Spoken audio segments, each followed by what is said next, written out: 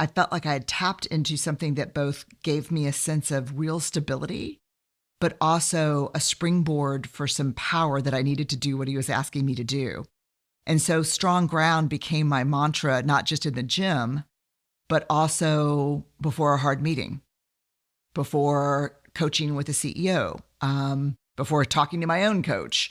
It was very much, okay, strong ground. Find your athletic stance, get grounded down in your values, not just for stability, but also for agility. And so I think right now, given the velocity, this pace of change, we need to find our ground.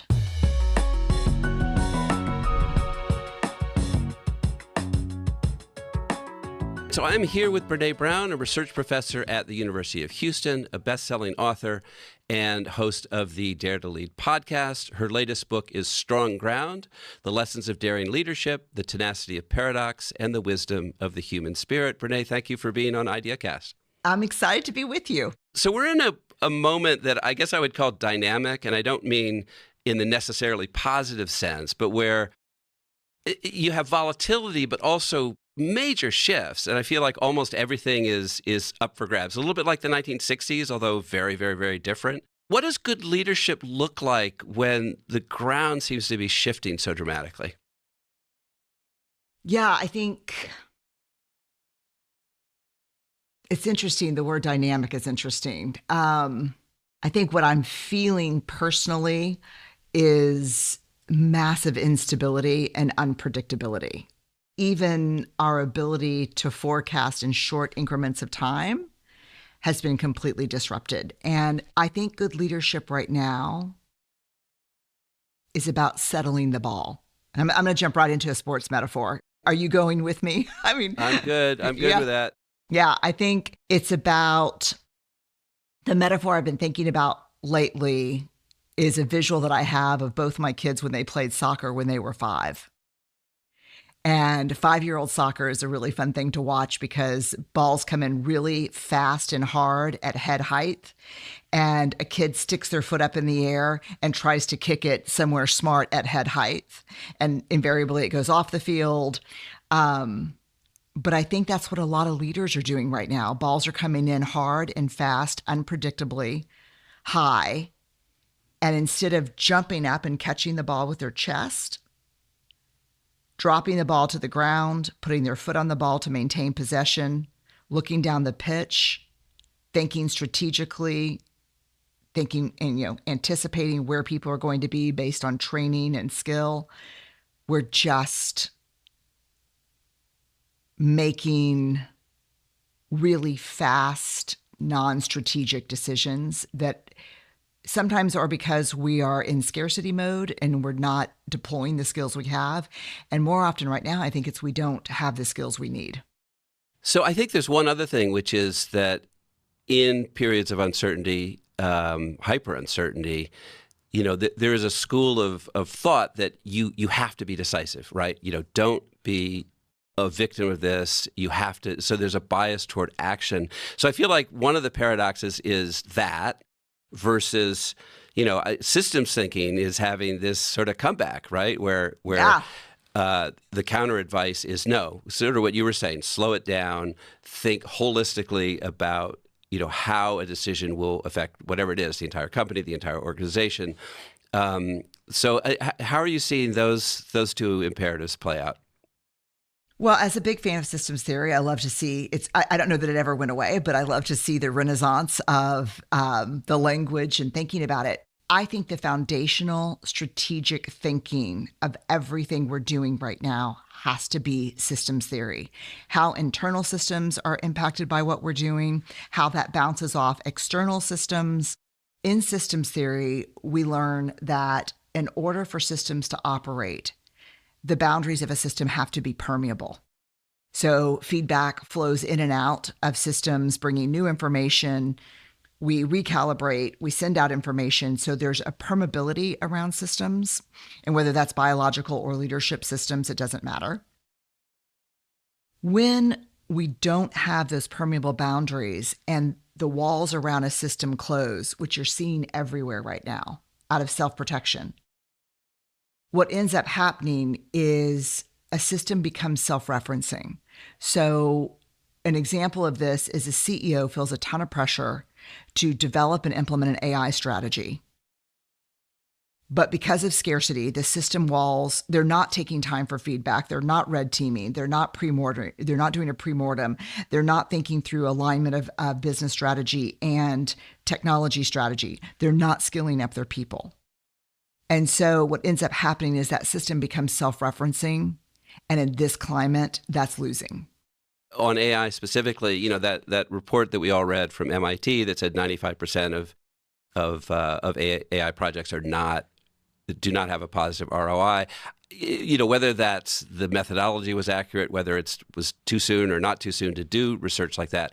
I've talked to a lot of people who are taking that to heart and are, you know, slowing things down, you know, applying more of a systems approach specifically to AI. We know it produces value, but just kind of getting the first thing we can out there is no longer the viable approach.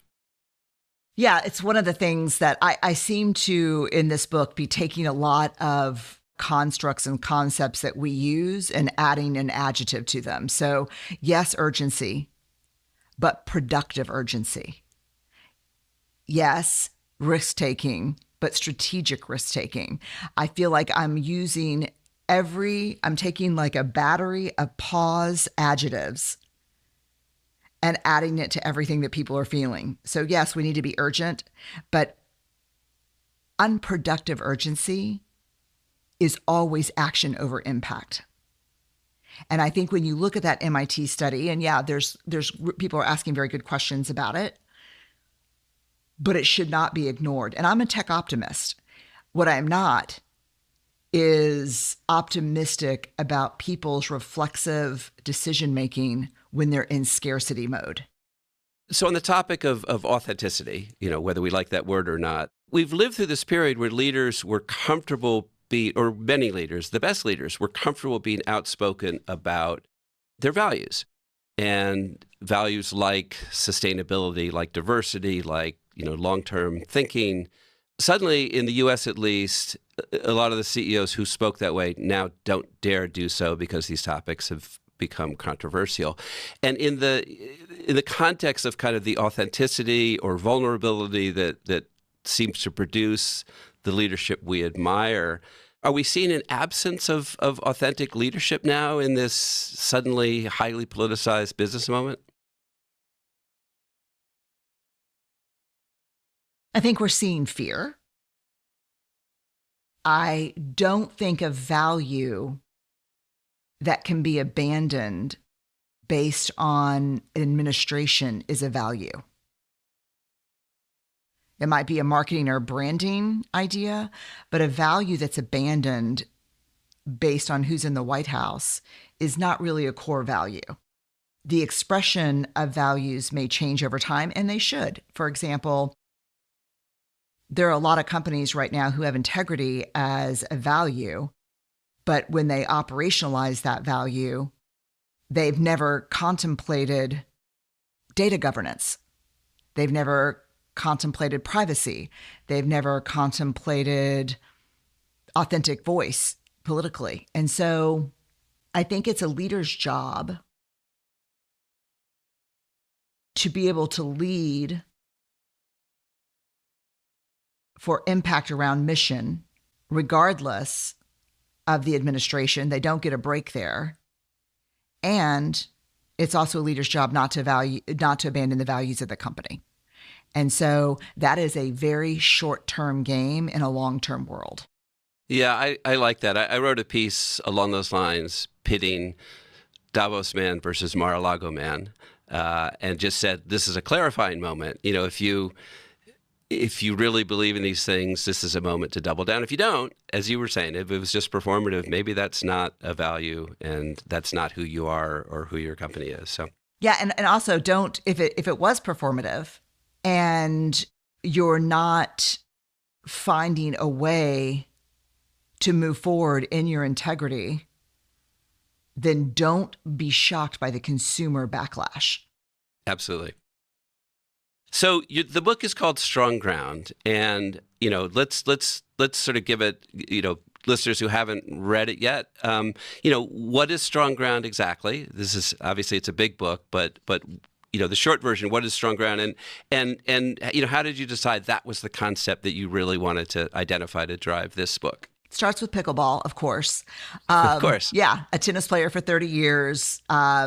I scoffed at pickleball for 2 years, and then it took me 2 games to start playing 6 days a week. So I would do it, but I'm too young for pickleball.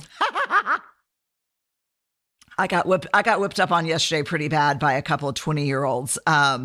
So it has its moments for sure. I got injured, and when I went to a trainer, he told me I had no core. And that I was, which was rude. But he actually had me take a test, and he's like, you scored a 10 out of 10. And I was like, of course I did. And he said, no, a 10 out of 22, sorry. And he said, your physical age is like 77. I was like, oh my God. And he said, and a perfect 10, yeah. A perfect 10 out of 22. Yeah, exactly. And you don't have to be a researcher to be like, damn, that's bad. So he basically said I had a compensatory injury, that I didn't have the big, strong muscles that I needed to do what I wanted to do on the court. So I was using inefficient muscle groups, and I was getting hurt. And the more he talked, the more I thought about the leaders I work with. He said things like, we're going to go slow, we're going to be thoughtful, and we're not going to build on dysfunction. And so in a very serious moment where I was trying to find my lats, which I was confused I didn't have, he looked at me and he called me Brown. He was a very tough guy. He said, Brown, find the ground. And I said, what do you mean? He said, find the ground. So I looked down at the floor, and he said, no, not the floor. Find your ground. Use your mind to connect with your body and feel the ground under your feet. And it took me a minute, but when I did it, I felt like I had tapped into something that both gave me a sense of real stability, but also a springboard for some power that I needed to do what he was asking me to do. And so Strong Ground became my mantra, not just in the gym, but also before a hard meeting, before coaching with a CEO. It was very much, okay, strong ground. Find your athletic stance, get grounded down in your values, not just for stability, but also for agility. And so I think right now, given the velocity, this pace of change, we need to find our ground, both to provide stability. I mean, here's the thing, Addie, we're not neurobiologically wired for what's happening right now. Our nervous systems, our brains hate uncertainty. It makes an action bias look like nothing. Right now we're just like solve, solve, solve, solve. So I think the ground is that place. It's like if there's a chapter in the book on the tush push, just the physics of the ground, I think is what we need right now. For our very global audience, we will explain that tush push is a play in the National Football League, but it's a play that involves kind of elaborate teamwork, right? And is inordinately successful. But anyway, it's very successful. And if you're not in the U.S. or not a fan of the National Football League, I can tell you that where it came from is scrum in rugby. So it's a bunch of folks creating force to move a ball by grounding into the turf and pushing together. And why I love it as a metaphor for leadership is it's almost hard to defend, because our thinking is, if we go over this mass of people creating force and moving, that's smart. But the lesson, Newtonian physics, is when you lose touch with the ground, your force is completely depleted, because force is not just your body weight, but your body weight times pushing against the ground. And so I think Newtonian physics is a really good leadership metaphor for what we need right now. A bunch of folks in an organization firmly planted in their values, very clear on mission, very clear on goals, pushing in the same direction and not becoming untethered. So we often ask leaders, what is it you want from HBR? What is the most valuable kind of content we can give you? And, the answer is often we want to see examples of other people, of our competitors even, at some crucible moment or solving some problem. And people have said it's like watching game tape. Yeah. Right. That's kind of what they get out of it. So you use this phrase, pocket presence. For leaders, which I love that because it kind of gets at this hyper uncertain, hyper volatile moment, but how you have to execute. Talk about pocket presence. Yeah, it's interesting because I came up during a period of time where there was a lot of focus on executive presence, and that's a really gauzy construct for me as a researcher. At its best, I don't understand exactly what it means. At its worst, I think it introduces a ton of bias into what do we think a leader should look like. In this very funny moment, I have to share that I texted Adam Grant, and we're really good friends. And I said, hey, okay, if I take down executive presence in the book, and I just got the 3 dots on the iPhone, and I was like, uh-oh. You're in trouble. Yeah, he's going to tell me don't do it. And he said, yes, absolutely. It's cover for discriminating against introverts and women. And then 2 seconds later, and while you're at it, could you take down charisma as well? Pocket presence is very observable and measurable and teachable. And it's a term out of, again, the National Football League. It's about a collective competency. A quarterback is said to have pocket presence in the National Football League or college football, high school football. When he gets the ball, the folks who protect him have about 3 seconds to protect him before 1,500 pounds of defenders come crashing in. And can he, in a very short amount of time, make decisions about how to move the ball down the field, run it, pass it, hand it off, whatever it is. And underneath this term is what I think we need today. 1, anticipatory thinking. He doesn't throw the ball to where the receiver is. He reads the field and throws the ball to where the receiver is going to be in a second or 2 seconds based on their training. 2, temporal awareness. We completely underestimate this skill set for leaders. Temporal awareness. The rumor has it that Tom Brady, the quarterback for the Patriots for many years, had an internal clock that was so precise. He knew exactly when to let go of the ball, and he could tell where the people were around him, protecting him, by the shaking of the field through his feet.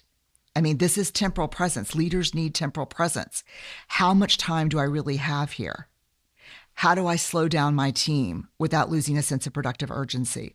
So anticipatory awareness, temporal awareness, and the third big one is, and this is, I think, a hard one, which is situational awareness. What system is my team sitting in within our organization, within the market, and within the geopolitical world? And how does that impact our decisions that we make every day? So I love pocket presence as a collective competency for teams. So part of this has to be pattern recognition too. Oh, huge. you're doing it over and over again. So my favorite quarterback, I'm a Washington Commanders fan. So Jaden Daniels is, he's a kid. He's in his 2nd year, and he is incredible. But one of the things that seems to differentiate him, right, the differentiated skill, is he basically uses a kind of a VR set sort of thing where, so all day long, even when he's not on the field and he doesn't have anybody else to play with, he's basically experiencing everything you're describing, where you have a couple seconds, 1,500 pounds of enemy is bearing down on you, and yet somehow you sort of see the whole field. And I'm interested, how do executives develop? How do they get that kind of pattern recognition? I mean, you got to learn on the job. You can't really do it pretend, but how do they develop that skill? The biggest chapter in the book, and it was the hardest chapter I've ever written in my career, and I've written a lot of books and a lot of chapters, but was a chapter on what I call grounded competence. And how I got there is through the initial leadership study on courageous leadership, where my hypothesis was completely wrong. I've never been more wrong in my life. So we studied 150 transformational leaders, and we defined and operationalized transformative leaders by leaders who created performance results that were enviable by their competitors and had cultures where people wanted to work. And it was shocking to me because it was the first time in my 30-year career as a qualitative researcher that when we asked 150 leaders across the world, different industries, what's the future of leadership, they had the same answer, which is we must have braver leaders and more courageous cultures. My hypothesis was the biggest barrier to courageous leadership is fear. And Addie, I'll tell you just a moment that I'll never forget. It's just etched in my mind. I was sitting across from one of those leaders, kind of playing back the findings to him. And he said, let me be very clear. If you're creating a list of courageous leaders and you're defining that as people who don't feel fear, don't put me on your list. I'm afraid every day. And I was like, what? So it's not fear that is the barrier to courageous leadership. It turns out that it's armor. It's how we protect ourselves when we're afraid, when we don't have the emotional awareness to say, shoot, I'm in fear right now. I'm making scarcity-based decisions. I'm not thinking fully. So what we replace armor with is grounded confidence. And one of the big grounded confidence skills, it's a collection of 30 skills and mindsets, was pattern recognition, just what you named. And by another name, it's intuition. There's a big debate about whether do we use our gut or do we use data. I just watched something recently where Jeff Bezos said, if it comes down to data or my gut, I'm going with my gut. But it's actually not how intuition and pattern recognition works. It's a cognitive process where your mind filters through 100 files very quickly to recognize a pattern where you've been there before. How did you handle it and what was successful? One of the greatest ways that leaders can develop pattern recognition, because we don't watch tape. There's nothing to watch. It makes it easier in sport.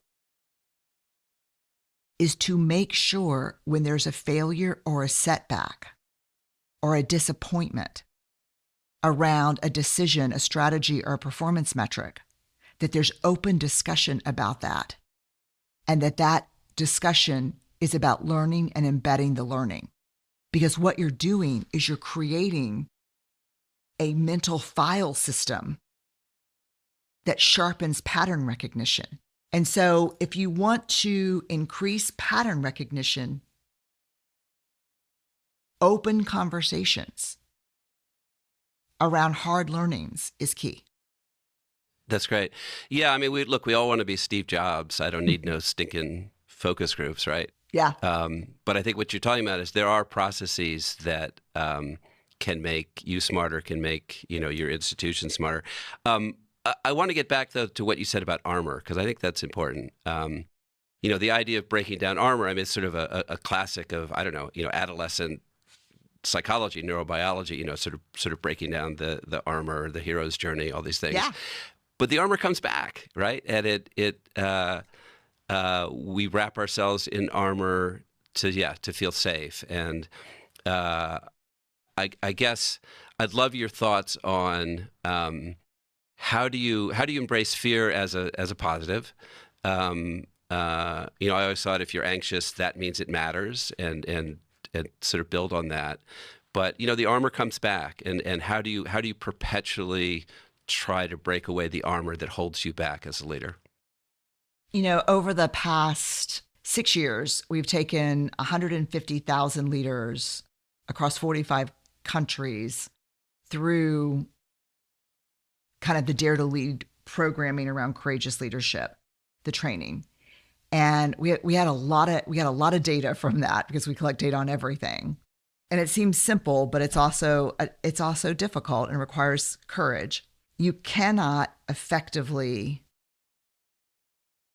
start peeling off your armor if you don't know what it is and you don't recognize the situations in which you use it or reach for it. I would say it's interesting that you mentioned the hero's journey and kind of adolescent psychology. I would say that the greatest developmental milestone of midlife is a moment where all of us say, this no longer serves. This kept me safe as a kid growing up. It kept me safe in my 20s and 30s and my years of acquisition and acquirement and trying to figure out who I am. But it's tight and it's heavy. I don't even know who's under here anymore. And it's not working. And so I think one of the first things that we do with leaders is we take them through a process where you have to identify what it is. Like for me, my armor, I have lots of armor. Intensity. I get super intense. And because I'm a founder and a CEO, when I get super intense, the people around me get quiet and move away. The exact opposite of what I need to make good decisions. But I'm self-protecting. I micromanage. I go into the worst kind of founder mode you've ever seen. I will pick the font. I will check your email. I will pick the color. And I get very perfectionistic and I get overly decisive, which is weird. So a lot of people have analysis paralysis. I just sit in a meeting and go, no, we're not doing that. Move that. Change that. The mission's, oh, no, we're pivoting here. Don't do that. And then I'll look up and say, oh, crap. I think I'm in some fear. Let's not do those things. To which my team responds, we don't write anything down when you're acting this way. Yeah. But I think if there's someone that you really love and trust outside of work, it's a brave question to ask. What kind of behaviors do I engage in when I'm in fear and I'm armoring up? HBR has been around for more than 100 years. You have been writing best-selling books on a lot of the topics we hold dear for decades. You know, and there are millions of ideas coming from other sources that are good ideas and they're research-based and they're tested. And why are we still not very good at leadership and not very good at management? We can point to one or two examples of this person really nails it. But, you know, most of the examples are kind of counterindicators. Why are we not better at these things that you and I spend so much time, you know, researching, writing about, trying to share best practices, et cetera? Because who we are is how we lead. And I don't care who the scholar is or what the approach is. If you don't have a very significant level of self-awareness, emotional granularity, emotional awareness, systems thinking, I think it's very, very tough to lead. And I think we'd rather do pretty much anything other than figure out how we're getting in our own way. And so to take a group of people with a very serious goal, a serious mission, a lot of pressure, a lot of external and internal complexity, and get this group of people to move in the same direction with power and purpose is an extraordinary thing to do over a long period of time and requires really understanding yourself and how human beings work. And I think you can squeeze good performance and growth, whatever your metric is, on a short-term basis with power over fear, external reward. But if you want something long-term and meaningful, it's got to be intrinsic and it's got to be about self-awareness. And I think that's hard. To people who are listening to this, you're thinking, yeah, although this sounds like quite a journey if I want to, make progress in these areas. What are some things people can think about right now to kind of, become more effective leaders? I would start with this. I don't think people are okay, Audie. I don't think we're okay right now. I think collectively we are dysregulated, distrustful, and disconnected. And I think that makes leading particularly difficult right now. If I could wave a magic wand and change one thing, one skill set that leaders had, I would say figure out what it takes to create time where none exists. Figure out how to take a breath and challenge your own thinking or how your behavior or how you're showing up. When there's a big decision or strategy being made, how do you take a deep breath and slow a room down to be thoughtful, to run a pre-mortem on what's happening, to invite a red team in to take a look at your decision making? Settle yourself and take a deep breath and settle the people around you. And I think that's a challenge, but if you can start there, there's no self-reflection, there's no self-awareness, there's no smart strategy, there's no AI approach, there's nothing without grounded thinking. So to take a deep breath and slow things down, and I'm talking about minutes, I'm not talking about months. And what really scares me the most, and this is, to be honest with you, very ubiquitous with the companies I'm in right now. I'm in 4 different companies right now across different industries. 3 of them, one is US based, 3 of them are global. And the thing that I hear over and over, which probably led me to this answer to your question, was I don't have time to think about it.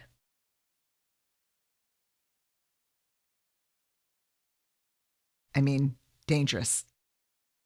And do you feel you're on strong ground now? All the time? No. Am I getting better at recognizing when I'm not? And the cost of that to me, personally and professionally? Yes. I am aware of when I'm on strong ground and I'm aware of when I'm not. I was working with a football team about a month ago, and I asked a couple of the offensive linemen to come up. And I asked them to get on their tippy toes and then on one foot. And I said, I'm going to push you. And I pushed them into the shoulders and they fell over. And of course, all their teammates were like, damn, she got you. Then I said, I asked each of the players, tell me your values. What are your 2 big values? And they told me what they were. And I said, plant your left foot in one value, plant your right foot in the other value. And I said, I want to see if I can move you. And it was like pushing into a concrete wall. And so we are, again, dysregulated, distrusting, and disconnected. And the first place we need to start regulating, trusting, and reconnecting is ourself to something bigger than us that provides stability and agility at the same time. I'm going to bring you down to talk to my softball team in New London, Connecticut. You can tell us how to run to first base without pulling a hamstring every time. Oh, God. Yeah, I mean, that's what happens. That's real. Brene Brown, thank you for being our guest today on IdeaCast. What a pleasure. Thank you for having me.